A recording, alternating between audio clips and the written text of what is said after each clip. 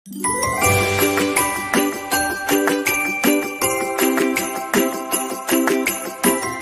teman-teman, jumpa lagi ya dengan saya tetap di channel Yulili. Kali ini kita mau berbincang-bincang santai dengan dua PMI Hongkong yang memiliki keluh kesah yang sangat luar biasa. Ternyata perjuangan dengan Mbak di depan saya. Ini gajinya berapa Mbak? 7.000 $7.000 Hongkong. Sudah mengabdi sama majikan berapa lama? 6 tahun. 6 tahun. Di Hongkong udah berapa tahun? 6 tahun ini. Oh, berarti pertama kali masuk ke Hongkong itu Langsung, 6 tahun. Iya, dapat itu. Jenengan berapa tahun, Mbak? 2 tahun lebih. 2 tahun lebih. Ini baru 2 tahun ya, masih fresh, tapi alhamdulillah finish ya. Finish. Nah, finish kontrak, renew lagi. Berarti satu majikan. Iya. 2 tahun jalan. Oh, oke. Nice kan?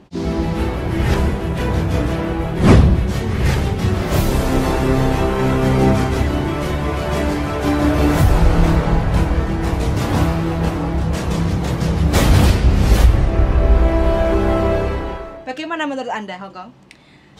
Dibilang sadu itu cuma tak seindah foto profil. Cuma waktu gajian sadu? Iya. Kalau libur? Iya, tuh sadunya di situ. Kalau jenengan Mbak bagaimana? Hongkong itu perjuangan di mana kita mencari kayu tapi kita membutuhkan tiket Cathay Airlines.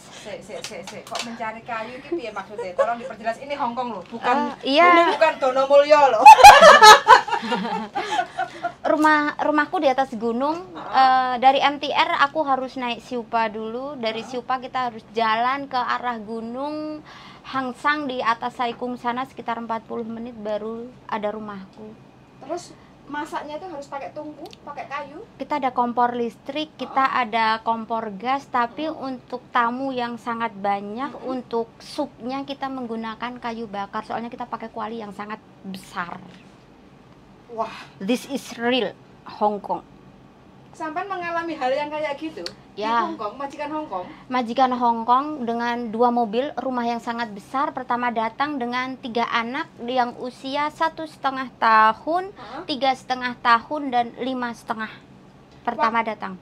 Sampai waktu mengambil job ini tahu kalau jobnya seperti itu? Aku nggak tahu kalau beneran di situ. Yang aku tahu ada di situ ada yeye, ada mama, ada nenek kakek, ada ibu ayah dengan anak 3. Itu aja yang aku tahu. Terus aku dijemput majikanku. Kok jalan aku dinaikin taksi, tapi taksi itu nggak bisa sampai di rumah, di jalan raya kayak di pos satpam. Terus kita dari turun taksi itu masih jalan sekitar 20 menit. Bener-bener kita yang real masuk hutan, yang nggak ada rumah, bahkan kita nggak akan melihat tiang listrik. Bener, hutan beneran. Iya bener. Itu arah Hocung. Hocung itu yang bisa ke mana ya? Pokoknya arah Hocung atas lah. Di situ bener-bener hutan. Terus di situ kayak ada 1 gerbang 3 rumah. Yang 1 orangnya sudah pindah ke Inggris, yang 1 orang Cina. Jadi cuma majikan aku. Setiap malam kita bisa mendengar suara kayak teriakan. Mati lampu juga. Setiap angin besar atau hujan kita mati lampu. Aku pernah ditinggal Loihang ke Cina juga mati lampu. Ya memang begitu. Sendiri. Itu Hongkong. Sendiri. Waktu pertama kali nyampe di rumah majikan dengan tahu kondisi situasi rumah majikan yang seperti itu, terus anaknya 3, berarti sekarang tambah lagi 1, total 4 sekarang. Iya. Itu bagaimana perasaan sampean, adaptasinya? Pertama datang aku kaget, rumah gede sampai daun yang jatuh di halaman itu bisa menutup kaki kita. Itu pembantu itu nggak finish 2 tahun, dia cuma 16 bulan. Itu berarti kan nggak disapu itu halaman. Terus aku ditaruh di sebuah rumah kecil ukuran 2,5 meter persegi. Di situ gudang, nggak ada, pokoknya gudang lah, bener-bener kotor. Ya dia langsung ngomong, ini dibersihin ya nanti malam buat tidur kamu.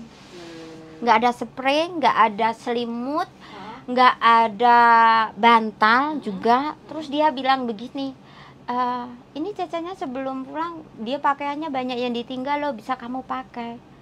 Tapi aku udah bawa dan aku liatin memang pakaian tuh juga nggak layak pakai. Jadi wah seperti ini. Terus aku taruh koperku, selesai bersihin kan aku masuk ke rumah majikan yang gede itu. Aku langsung dihadapkan dengan tumpukan jemuran yang begitu banyak. Langsung aku disuruh ngelipetin baju tanpa harus ganti baju. Tapi sampean kuat 6 tahun loh. Apa resepnya? Resepnya di sini bukan karena kuat, bukan karena hebat, karena saya adalah seorang ibu. Ya, jadi kan ada 3 anak di Indonesia yang benar-benar membutuhkan aku, benar-benar aku adalah tumpuan mereka. Untuk rumah, untuk makan mungkin kita ada, tapi di Indonesia untuk biaya pendidikan, nah nggak bisa untuk memenuhi. Jadi ya kekuatannya gimana seorang ibu harus menjadikan anak-anaknya layak dan pantas untuk orang lain. Karena anak ya. Karena demi masa depan anak. Demi ya? masa depan anak. Ya. Luar biasa.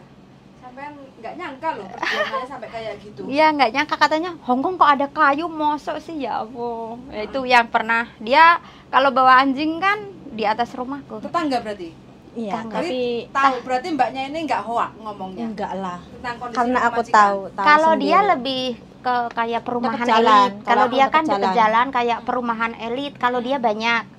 Tapi kalau aku itu Nggak punya tetangga. nggak punya tetangga. Kalau belanja gimana?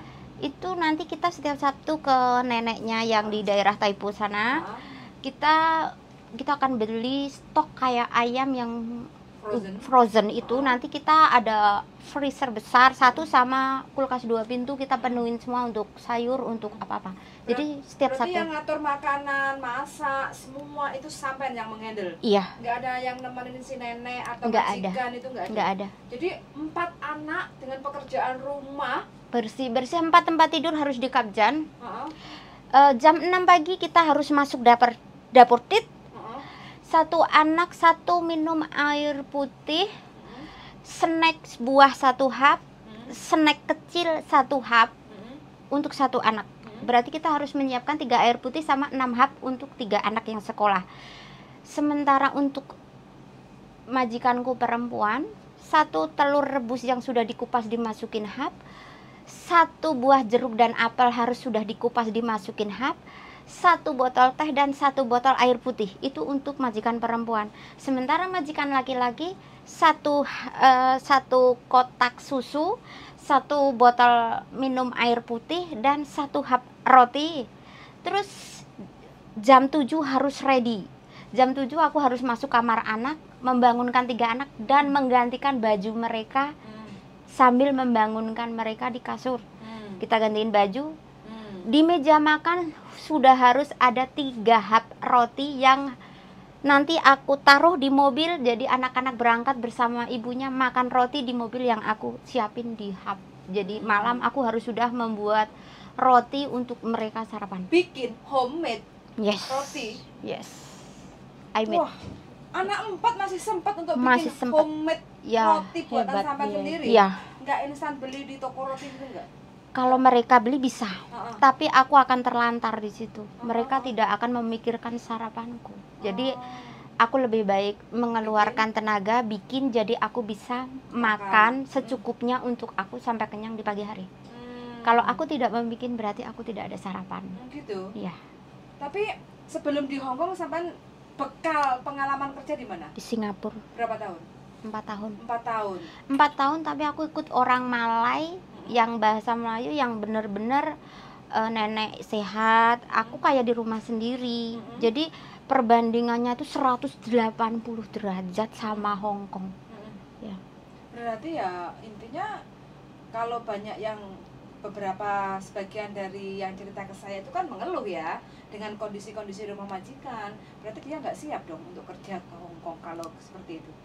Sampai kalau saya rasa itu parah banget loh adaptasinya. Pertama datang berat badan 68, lebih gede dari Mbak Yuli. Setahun hari pertama kan aku dibawa ke neneknya yang arah Choi Hung sana. Tapi kok sampai rumah malam aku harus ngebersihin rumah. Aku otomatis tenagaku udah habis di Choi Hung mah. Akhirnya dia punya inisiatif, kamu bersihin rumah, kalau rumah bersih sekitar jam 10 kamu harus turun anak dibawa pagi sama dia. Oke, aku turun. Dia cuma ngasih aku uang $10 dari Saikung ke Choi Hung. Itu pas, bener-bener pas untuk ongkos, nggak ada sarapan. Setelah sampai di nenek kalau beli roti di parking yang harga $5 satu kayak Polpau, itu akan dibagi jadi 4 dan aku dapat seperempatnya. Itu untuk siang aku jam 11 harus menjemput anak yang TK sama mengantarkan bekal makanan yang ke SD. Itu begitu datang aku udah dibawa ke pasar dulu untuk belanja dulu. Jadi ya bersihin rumahnya nenek kalau siang ngasih makan aku, tahu apa yang dikasihkan? Kepala ikan sama durinya. Itu bener-bener pengalamanku apa ya, kayak menangis. Berapa lama itu? 1 tahun. 1 tahun seperti itu? Ya, jadi COVID itu selain musibah di Hong Kong, itu adalah penolong aku. Gara-gara COVID aku di stop dari Choi Hung, nggak boleh ke Choi Hung, nggak boleh laju. Itu bener-bener ikan kepalanya doang sama Choi Sam 1 itu dikasihkan ke aku. Sampai aku foto ya, kalau nggak kayak ubi apa itu dikasih 1 itu. Terus tapi aku, temanku itu dibuang aja di depan nenek kamu biar tahu kalau kamu tuh capek, kamu butuh makan. Tapi aku berpendirian, aku di sini cari uang, aku dijahatin orang. Kalau aku jahat, gimana ke depannya aku? Jadi aku buang, tapi aku jangan sampai nenek tahu. Aku akan mencari plastik, duri dan apa yang nggak aku makan, aku akan masukin ke plastik dan aku akan taruh di tempat sampah yang paling bawah, dimana aku nggak mau menyinggung orang lain dengan ngebuang dia melihat makanan yang aku buang. Jadi aku akan sangat berhati-hati. Aku nggak akan memakannya, tapi aku nggak akan membuangnya dia melihat. Jadi aku bener-bener menjaga perasaan gimana nanti toh semua juga akan ada ya, akan ada imbal baliknya kan. Kalau kita belajar ikhlas nggak sih? Enggak ikhlas. Kita udah capek kerja, kurang istirahat. Apa gimana dengan keluarga? Nggak ada yang ngabarin kayak keluarga. Kita nggak ada yang nanya, aduh kamu makan apa, gimana kerjaan kamu hari ini. Sama sekali 2 tahun lebih aku nggak pernah mendengarkan kata itu loh. Tapi kok selepas sampai masa sampai kan bertahan karena untuk cari duit untuk menghidupan anak lah kayak gitu kan. Tapi selepas finish kontrak 2 tahun sampai kan ada choice, ada pilihan untuk ganti majikan, cari yang lebih tidak sengsara dari yang sebelumnya kayak gitu. Habis potongan itu kan dulu gaji cuma 4.400 berapa ya? 6 tahun yang lalu. 6 bulan aku di manage waktu kan sama dia, jam 10 harus sampai Choi Hung, kerjaan harus selesai jam segini, harus segini. Kamu jam segini tuh udah harus menemani nenek ke pasar. Di situ aku bantah. Saya mau keluar, saya katakan di situ kan. Kenapa? Saya bisa melakukan pekerjaan apa saja, tapi saya tidak bisa untuk di manage waktu sama kamu. Apakah kamu tahu perjalanan dari rumah kamu ke bawah 40 menit harus jalan kaki? Dan bis itu bukan milik saya. Aku harus nunggu bis yang benar-benar dari kota Saikung. Kalau aku dapat tempat duduk ya aku ada bis, tapi kalau tidak ada ya berarti aku nunggu next. Nah, terus aku bilang, terserah kamu mau pakai aku atau enggak. Kamu boleh pekerjakan aku, bahkan kamu boleh nggak kasih makan atau nggak kasih tidur aku. Tapi aku mau kerja yang tertera di kontrak aku. Bisa nggak di situ? Aku mulai berani setelah potonganku habis kan 6 bulan. Terus dia nggak berani. Dia mengajukan ibunya. Dia ngambil ibunya yang dari Junuan. Sebenarnya ada apa kata dia. Nah, dia ngenerjemahkan, soalnya aku nentang dia kan pakai bahasa Inggris waktu itu. Dia ngejelasin, oh begini. Terus akhirnya dia naikin gaji aku langsung jadi 5.500. 5.300 ya, 5.300 selepas potongan. Terus setelah 2 tahun, coklat apa lainnya? Apa aja? Setelah 2 tahun itu ada pilihan memang antara renew dan tidak di situ. Tapi kembali lagi, terima kasih. Kembali lagi di situ aku ditentangkan antara anak masuk SMA sama ada di mau kuliah. Sepertinya di situ. Nah, itu ada pertentangan uang yang sangat benar-benar aku butuh kan. Terus dia berani bayar aku 6.000. Nah, bukan masalah mata duitan. Tapi di sini aku yang butuh gimana aku benar-benar bisa menghandle keuanganku di Indonesia. Ya. Terus di situ aku bertahan lagi 2 tahun, finish lagi kan 4 tahun. Mau akhir itu mbokku nggak berani ngomong kalau dia hamil. Terus aku masak seperti biasa, banyak tamu, aku enjoy aja kan hari-hari, walaupun pernah berdebat sama mbokku sampai atas kulkas dikasih CCTV ya. Aku mah nggak peduli jadi orang yang lebih, aku nggak terlalu. Dikasih CCTV. Di atas kulkas dikasih CCTV itu 2 tahun, belum 2 tahun kayaknya tuh aku dilempar di bice gara-gara apa sih itu. Aku pokoknya sudah mulai yang enggak aku suka, aku udah mulai komplain karena di situ aku udah punya prinsip aku bekerja sesuai apa yang kamu instruksikan. Kalau kamu suka silahkan memakai saya, tapi kalau kamu tidak suka silahkan pulangkan saya ke agensi saya. Cuma itu yang aku katakan. Aku orangnya nggak pernah komplain, pernah disuruh bersihin listrik aku kesetrum sampai jatuh juga pernah, semua itu pernah. Pokoknya pahitnya hidup itu apa sih yang di situ bener-bener ya, di tengah hutan sampai apa, semuanya aku disuruh. Ini itu tak lakuin sampai akhirnya kok perut dia kayak gede kan, aku tuh ngambil apa tuh dia tuh mau bantu begini kan, kaosnya kayak ngeflek gitu kan, mbok tim kan itu kentai kah, dia diem, aku oh tak ya san pipi wo, hah, aku tuh hanya tuh depan itu, haya kata ya ta saya tuh, aku diam, nggak ada tanya sama dia juga nggak berani ngomong aku kan, dia sudah bingung mungkin ya, ini mau bakalnya 4 anak ini ya. Itu akhirnya mau nggak mau dia naikin lagi 1.000. Maulah, anakku kan kuliah ini yang ini kuliah, tahu sendiri di Indo kan kita buka pintu harus uang, duduk kursi kita harus uang. Nah, di Indo yang jelas di situ. Ya akhirnya bener-bener aku bisa di situ.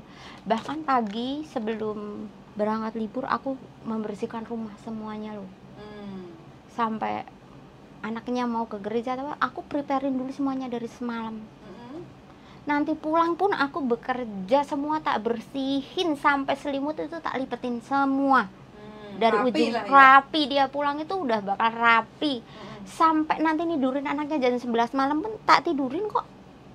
Waktu hari libur. Iya, aku nggak pernah, orangnya nggak pernah nanya, nggak pernah protes, nggak pernah apa ya, kok gini atau aku kok nggak dikasih makan, enggak. Ya kalau memang aku ada uang ya aku beli buat makan, kalau enggak ya udah seadanya. Jadi apa ya, kuncinya itu harus ada kekuatan di belakang kita, apa sih yang kita perjuangkan. Iya, luar biasa. Cuma apa ya, tapi sampai tinggal di kayak rumah kayak hutan, istilahnya kan hutan kayak gitu ya, feel awalnya bagaimana? Kan otomatis di situ kan kita bukan apartemen kan, takut awalnya takut soalnya kayak ada suara seriwing gitu, bukan seriwing, kayak orang nangis juga ada kan, ada juga kayak ada orang nangis, kayak ada orang gedor-gedor pintuku kan. Aku rumahnya nggak satu sama majikan, di rumah kecil di luar rumah majikan. Kalau orang kaya kan pasti dia ada kayak rumah kecil mah. Tapi sampai pernah ketemu sama hantu-hantu atau apa gitu nggak? Apa hanya suara doang? Kalau hantu itu lebih ke apa ya, aku di halaman tiba-tiba itu kayak ada bayangan hitam tuh cepet, dan itu bener-bener aku tuh lari seolah-olah dia tuh kayak mau nabrak aku tuh loh. Terus aku kan kembali lagi tak nyalain lampunya dan nggak ada, terus nggak sengaja bajuku itu jatuh ke bawah. Terus kan aku ngambil tangga, ngambil di bawah, soalnya bawah itu kan udah jurang gitu kan. Di situ ada satu kuburan nenek yang sangat cantik itu, masih ada fotonya kan. Kalau orang Cina menikah ada fotonya, ada satu di situ, ada kuburan satu, kuburan Cina, tapi nggak tahu. Terus pernah mau buang sampah aku takut. Terus ada nenek yang dari Cina di rumah atas itu kan, aku tanya coba, kok aku kan, nek, aku tuh mau buang sampah tapi aku takut suara itu keras sekali, sepertinya kok kayak apa sih. Terus dia bilang itu tuh cuma kayak rusa hutan yang dia tuh kayak mencari pasangannya. Kamu nggak nggak usah takut, tapi aku tetap takut lah. Kok kayaknya itu tuh kalau menurutku bukan rusa, kayak apa sih binatang yang gede yang kayaknya nanti berdiri di depanku bahkan nerekam aku. Anjing liarnya banyak, mesin cuci pernah kemasukan ular. Loh. Sengeri itu? Iya. Kan hutan, Cing. Mesin cuci kan di Coba luar deh rumah. kepengesan Hangsan ayo. Aku takut. Ayolah Hangsan lah, nanti kita tunggu ya. Ayo. Kalau mati lampu, Aku waktu jalan-jalan ke mana gitu enek babi, saanake 5. Iya. Iku aku wis Kalau siang mah itu nggak benar. ada. Kalau siang ada, pagi aku berangkat pagi-pagi libur banget ada. Itu ada. Baru 8 pun ada babi gede. Ada. Sering Memang. aku bawa anjing itu. Masa? Memang ada. Monyet-monyet gitu. Banyak kita binatang buas kayak landa. Yang paling mengerikan itu di sana anjing hutan. Iya. Anjing hutan Gede itu banget, kayak kambing. bulunya tuh sampai kayak gondrong gitulah istilahnya. Itu tuh kayak apa ya? Tapi gigit gak itu? gigit pertama Kayak aku tiger digigit gitu loh, sampai bulunya itu. tasku hancur. Sama aku kan pakai rok panjang waktu dulu aku di zaman kan. Iya. Itu hancur rokku dimakan anjing. Aku berdiri diam, aku teriak, aku pakai bahasa sekuatku, Cece, ada anjing. Itu nggak ada orang datang di sini tuh, orang emle ya, nggak mau peduli apa Masa? kamu mau apa, nggak ada. Tapi ada orang nggak? Ada, aku cuma Tapi diliatin, nggak rokku tuh ditolong. nggak ditolong. Tapi yang aku takutan, bah aku bisa mati sama anjing nih di sini. Kan anjingnya itu benar-benar kotor, rusak ya, kayak Iya. penyakitan lah. Namanya Anjing juga itu bukan liar hanya kan? 1-2 loh, bergerombol. Iya, liar itu. Anjing liar. Itu bener-bener anjing liar, bergerombol anjing itu. Terus? Itu ya aku kalau inisiatif, kalau anjing itu banyak, aku akan berdiri seperti patung di tengah jalan walaupun itu siang hari. Jadi nunggu mereka itu kayak bubar, Heeh. kita gerak mereka akan nyerbu bareng loh. Mosok Iya. gitu. Berarti Jadi kita harus diam. berdiam berdiri Diem, udah udah diem, ngapa-ngapain. nunggu kayak kita ya, napas lah, tapi jangan lihat dia nanti bubar pergi sendiri. Tapi sekali kita gerak, Kayak menantang gitu ya. mereka akan maju barengan. Habis kita mancing, benar itu. Di atas aku memang kita ada anjing liar. Berarti tekniknya kalau ketemu Diem. yang kayak gitu kita diam. Diem. Iya, udah diem. Diam. Nggak Tapi takut nggak ketemu yang kayak takut, gitu? Iya, takut yang ya, ditakutnya di anjing itu, anjing liar. Yang aku takutin tuh kayak rabies yang sekarang Kan ada kalau itu. gigit kan itu Matilah bahaya. kita. Heeh. Ya cuma itu. Soalnya mereka kan makannya kan apa aja di hutan. Ya. Namanya liar ya. Iya. Wah, ngeri. Sampai aku tegang mendengarkan cerita ini. Bukan itu Typhoon yang- aja, kadang juga Itu banyak yang mafia typhoon di kapan sana. dulu itu yang gede itu kan? Heeh. Tahu nggak? Kantong sampah yang warna hitam aku dapat 20 sampah kantong hitam itu. Heeh. Buangnya gimana? Ke tempat sampah. Berapa perjalanan buang sampah? Setengah jam pulang pergi. Jauh dia. Bawa troli itu. Bawa troli didorong kayak orang kuli bangunan itu. Iya, troli gede Setiap itu. hari. Setiap hari itu kalau hari Selasa ya, kan aku udah feeling nih nenek datang. Buang sampah itu nenek udah wanti-wanti. Pulang bawa kayu ya. Jadi troliku aku isi kayu pulangnya. Aku tuh paling sedih itu ya. Kalau kutekan itu bukan kayak gaya, sok-sokan bukan. Aku tuh sebenarnya kayak nutup angus yang masuk ke kuku tuh kan nggak bisa. Kali nyari kayu, kasihan tau nggak aja beneran. Itu kan mama bilang kan itu harus dibersihin di apanya? Di itu loh luarnya angusnya tuh loh. Aku udah pakai sarung yang namanya angus banyak. Aku tuh ya gitu. Iya, bener, aku nggak bohong. Itu real. Aku masak pakai kayu, iya. Nyari kayu, iya. Siapa, Mbak? Siapa? Yuni Pom Pom.